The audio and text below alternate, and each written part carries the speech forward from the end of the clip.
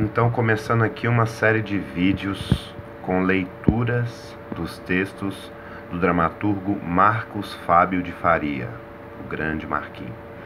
Vamos lá.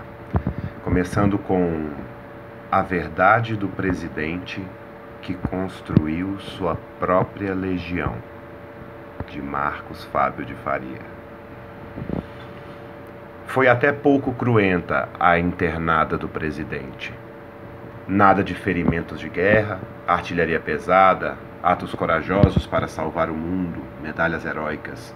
O presidente deu entrada no hospital com uma doença, talvez um câncer, talvez só uma diarreia. Mas, para parecer mais digno de um capitão, simulou um atentado terrorista. É disso que o mundo precisa, de mártires, orgulhosos cidadãos que matem e morram em nome da pátria, da moral e da família. Claro que da família cristã, no caso. Tinha que, na papuda, fingir que sangues rolaram, que houve grande plano de seus adversários para derrubá-lo e todas essas etcéteras que podem cair bem num livro de memórias quando elas tiverem que ser inventadas. Mas o que toda a nação ficou sabendo bem rápido é que a culpa foi de um saco de merdas, unido ao executor oficial do Estado em uma irmandade, um segredo entre ele e a bosta que ele carregava. Merda, uma massa cinzento-amarronzada unindo o Criador e criatura, numa irmandade da colher na boca, feitos um para o outro, até que venha um dos dois a subir no telhado. Estava ele, claro, dividindo sua matéria, aquilo que o habita e que ele leva em uma capanga dependurada, mas que para lá do afeto estava o matando. Para evitar fim, dizem, resolveu tirar férias no lugar onde pudesse rolar uma dó coletiva, já que confiança, essa nem por jejum e oração. Mas nada explica como nasce uma bolsa de bosta bem na barriga presidencial. Para muitos, os mais sábios, a doença é presente da mentira.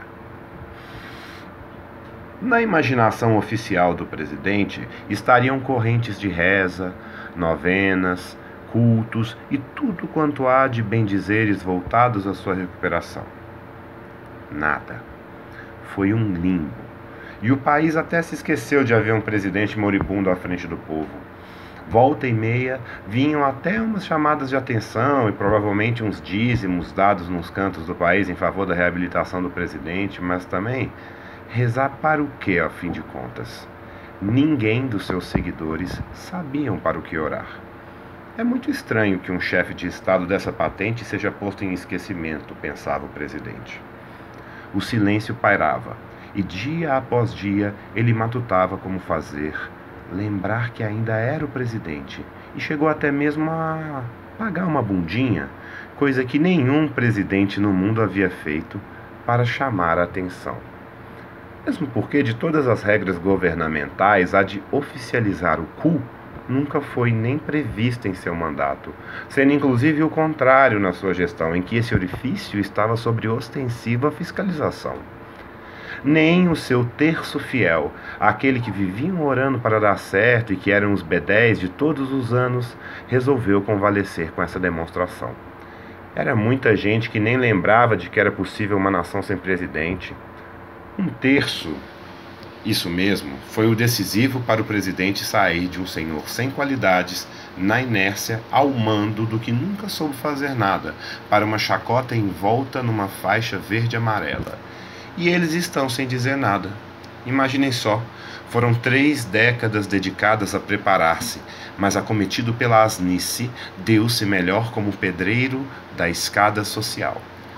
Governando em nome da família e atracando-a à sua rabeira, subiram avante a posicionar-se bem distante do terço fiel a lamber seus rastros. E foi um terço que achou que seria igual para eles também.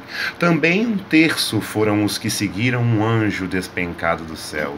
Dizem que ele, para passar uma rasteira no seu chefe, saiu espalhando o conto de que a mentira e a verdade eram filhas de um mesmo pai, que era ele mesmo. Nas horas do almoço, lá na firma celeste, ele ficava de papo com seus amigos, que pouco a pouco o foram tomando por um líder.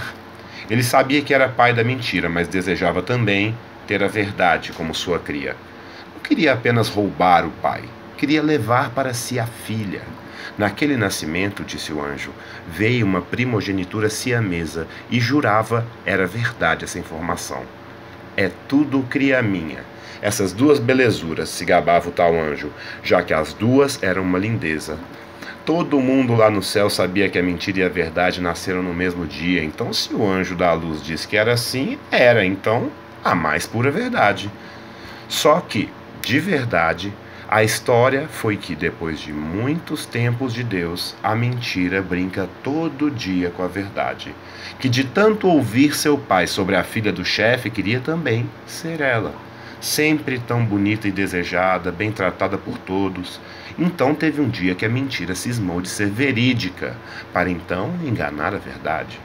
O pai havia dito à filha que o jeito de passar a perna era só se ela matasse a verdade e tomasse o seu lugar. E todo lugar que tivesse escrito que a verdade era vida, seria ocupado pela mentira.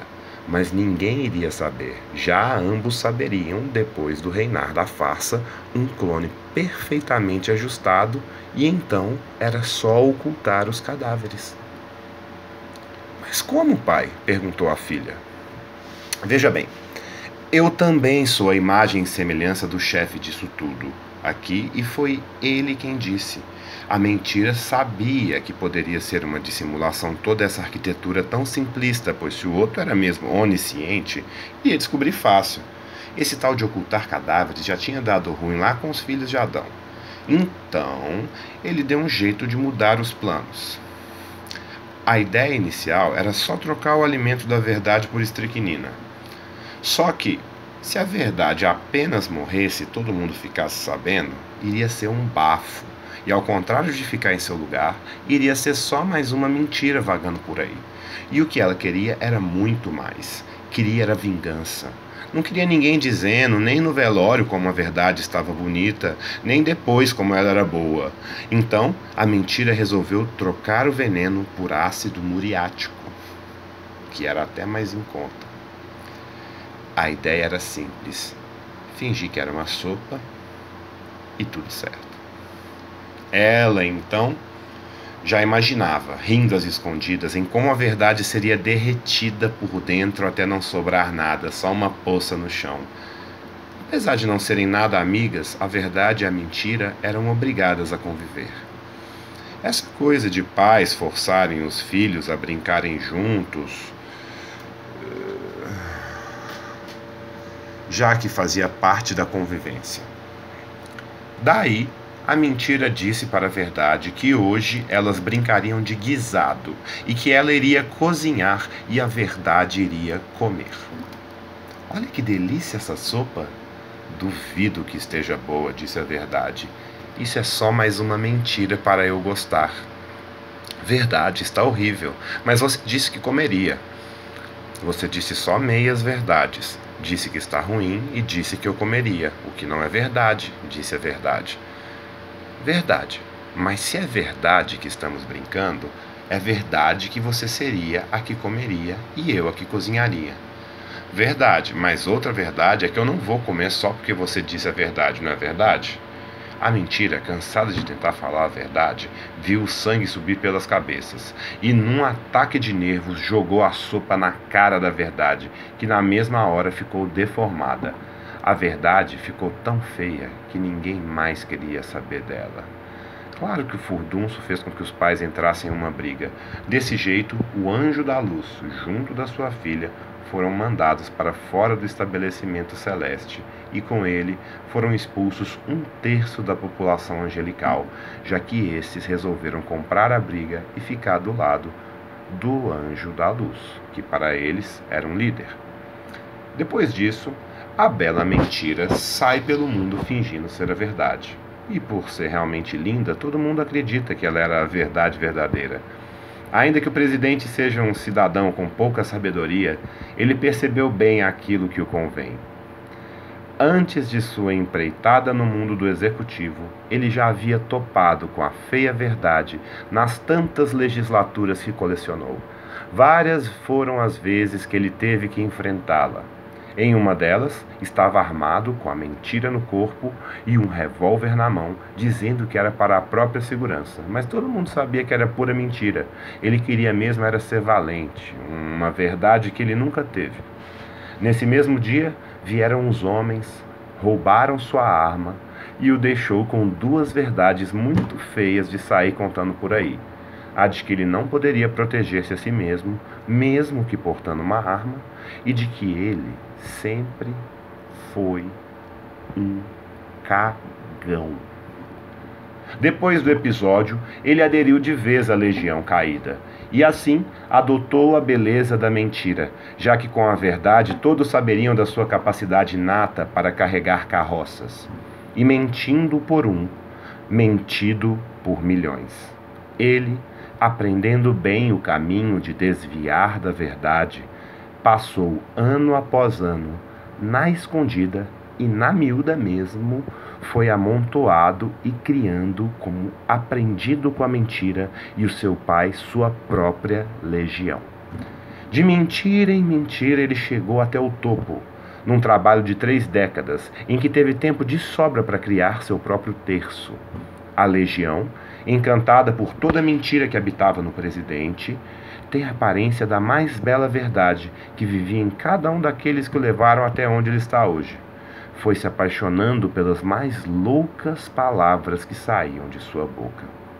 Foi então que a verdade, com sua face deformada, o mostrou que chega um momento em que até mesmo a beleza da mentira apodrece, e a aparência é o limite que se quebra. Não há beleza que seja eterna, porque a mentira, mesmo que renasça todos os dias, não tem a força que só a verdade tem. Em sua compulsão e fanatismo pela mentira, o presidente não pode olhar para a cara da verdade. Às pressas em fugir dela, teve de criar uma mentira de quase morte para não ter que ser aquilo que agora não cabia mais mentira.